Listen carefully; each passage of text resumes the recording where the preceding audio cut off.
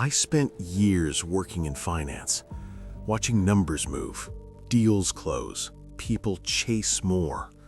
And at some point, I started asking a strange question. Why does none of this ever feel like enough?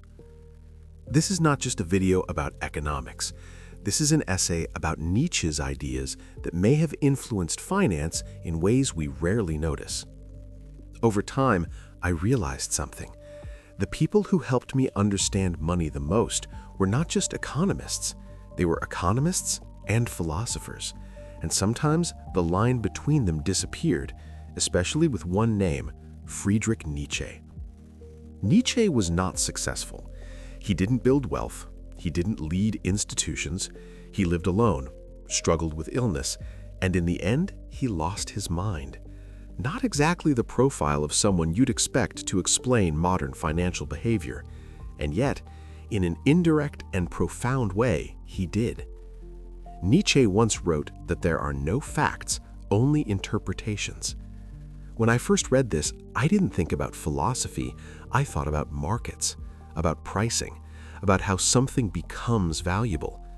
Years later, I realized this idea appears again in a different form. John Maynard Keynes warned that the market can remain irrational longer than you can remain solvent.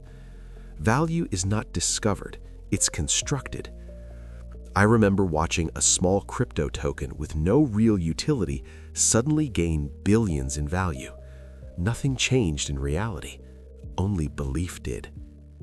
Nietzsche also warned that madness is rare in individuals, but in groups it is the rule. In finance, we call this bubbles. Charles Mackay observed something similar when he wrote that men think in herds. Markets don't move on logic. They move on imitation. One tweet and millions follow. Nietzsche believed something deeper was driving all of this. He wrote that a living thing seeks above all to discharge its strength. Not comfort, not stability, power. Even Adam Smith, often seen as the father of modern economics, wrote that individuals pursuing their own interests often promote the interests of society. But Nietzsche goes further. It was never just about interest, it was about dominance. And then comes the most uncomfortable question. Nietzsche asked, what is truth? A mobile army of metaphors. In finance, this becomes difficult to ignore, because money only works if we all believe in the same story. Milton Friedman later described money as a system of trust, and when that trust breaks, everything breaks. We've seen it before, in collapsing currencies, in financial crises, in moments where confidence vanished overnight. At some point, I stopped asking how markets work and started asking something else.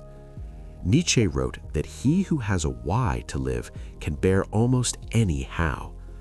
Finance gives you the how, but never the why.